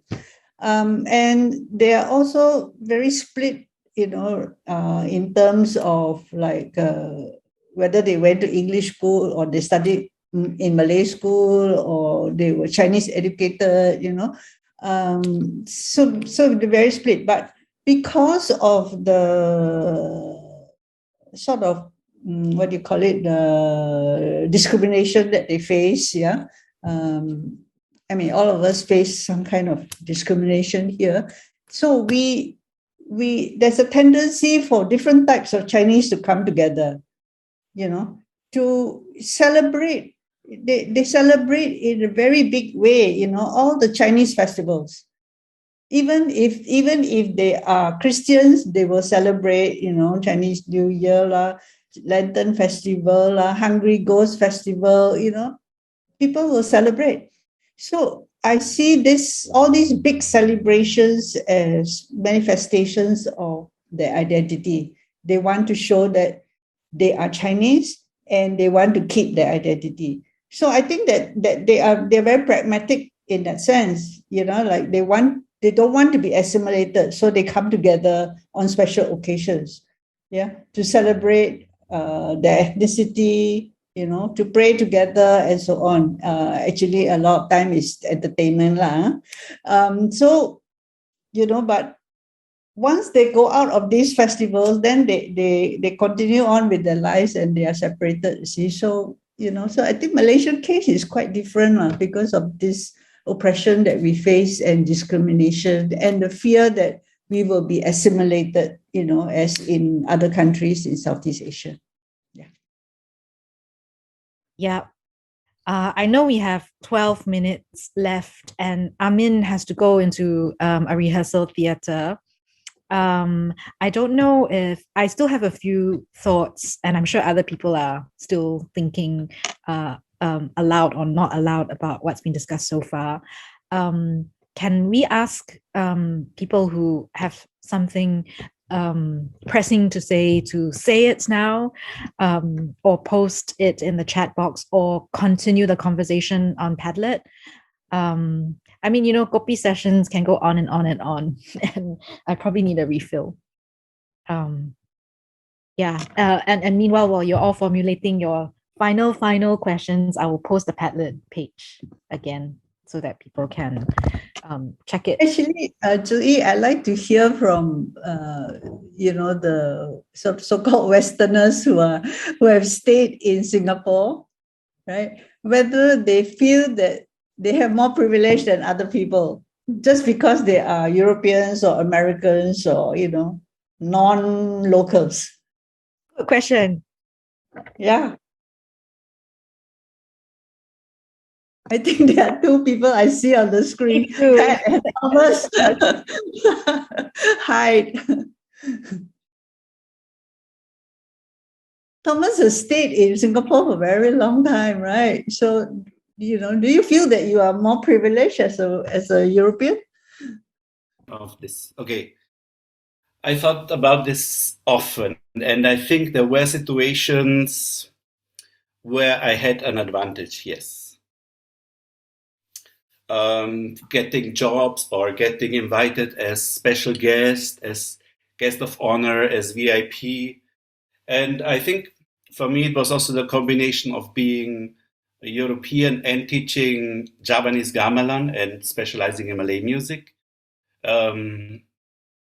That brought me among the Malays, sometimes in a special situation, as a VIP, or in the committee to choose the cultural medallion winner. So I think I had some privileges there, but I would be sad to reduce it to my European privilege, what I have achieved. Obviously, in areas of Western music, I mean, I was Zachary's Western classical singing teacher. So obviously, you come from Germany, and then it's obviously a fit, right? That you become a Western music history teacher and a singing teacher. But I was also Alicia's gamelan teacher. So obviously they could have found better gamelan teachers than a German. It was very clear, right? Why would a German teach gamelan in Southeast Asia? But there was no one. There was really no one available to teach gamelan or Malay music. I came by coincidence to it through another Westerner, John Sharpley, who asked me to take over his lecture in NAFA. He was teaching the history of Malay and Indian music in Singapore. And that is what I concentrated on in my studies. So it was connection, coincidence, but also paired with expertise.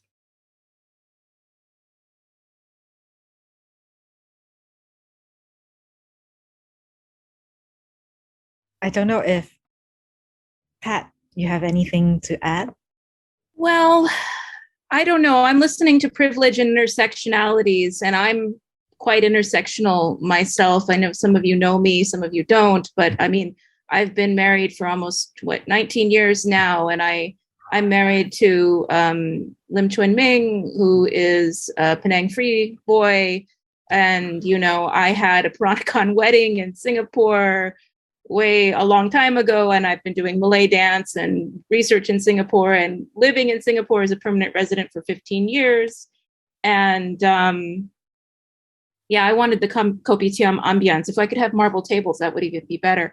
But, I'm right now working at University Pendidikan Sultan Idris in Tanjung Malim. And so I'm kind of in a Malay kampung. And I'm faced with, issues about my own self and who I am on a daily basis. And that is something that I have to deal with in my lived experience, whether my family's in the United States or whether we're in Malaysia or whether we're in Singapore, because, I'm also mother to children who, I've had people ask me questions in the United States if I'm the nanny of my children, if I bought them on the internet somehow from China, or, because my children look like a mixture of my husband and myself, right?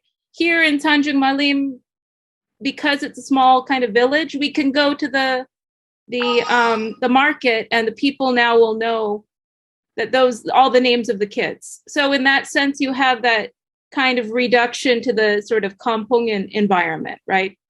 I think Singapore is so big, you sort of have this anonymity. I am an Angmo, so I have that. I am an Orang Putih, but I also, in a sense, have had entry into Malay worlds and Malaysian and Singaporean Chinese worlds by virtue of my family connections. So I can kind of see these layers, something like Kueh Lapis, right? It's just kind of, I see the Straits Chinese English education and the glorification of raffles, one lapis.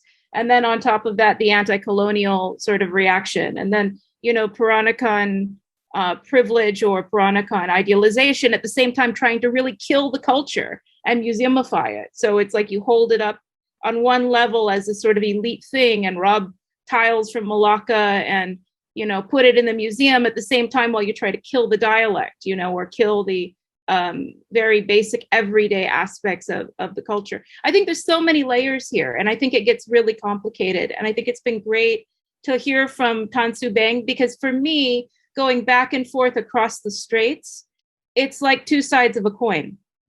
You can't understand the sort of so-called Chinese privilege in Singapore without understanding the Malay privilege in Malaysia. And it's sort of going back and forth from those spheres, I think, in a sense, gives people the chance to kind of reflect and refract. And I think hopefully inspire more understanding, because you really realize how things shift when you go across the borders, right? I know my husband did as a 17-year-old coming from Penang, and all of a sudden, you know, being in Singapore for a good portion of his career, right? And now he's back here in Malaysia, ironically, as a Malaysian, kind of representing a Singaporean perspective. So it's kind of, I think can be a strength as well, those sorts of multiple perspectives. But I think the important thing is always to kind of keep ourselves humble. And so I think I really like this idea of check yourself, because I think that's something we get too comfortable, then we don't do that. So I'm kind of at the point where I am comfortable with being somewhat uncomfortable most of the time. I don't know if that makes sense.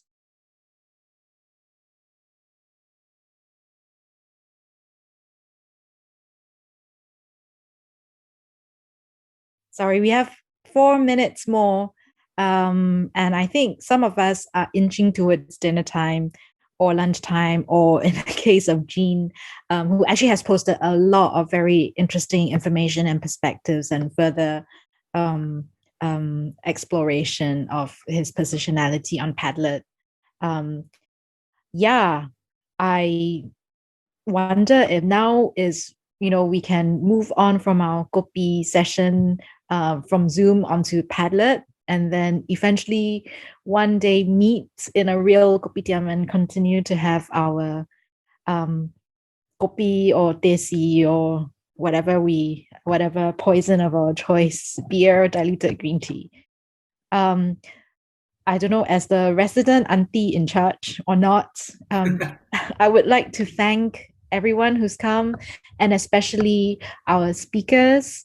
I don't know whether Amin's still around, but certainly I've learned a lot from him and have been checked by him several times, and also by Alicia, and also Jarrod, as you know, somebody who's really up to date with the current important debates in Singapore and also around the world. Are you millennial? I shouldn't even pronounce on these categories. Yeah, but thank you everyone for joining, and everyone who's been listening in. I don't know whether we can take a group gallery photo together or. Oh yeah. Yep. Turn on your video, please.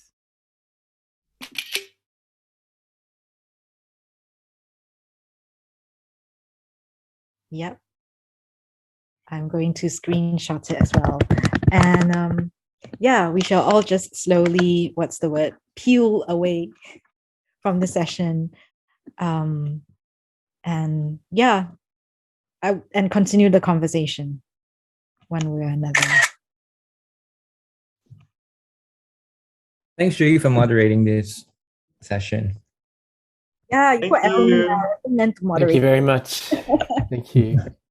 Thank you for putting the session together, Shzr Ee. Thank you. No, it wasn't me. It was you started conversations that we can continue, and decolonization is a long process. So this is a beginning. Yeah. So thank you everybody for this wonderful. Thank you. Bye-bye. Bye, Jarrod. Thank you. Thank you, everyone. Bye. Bye. Bye.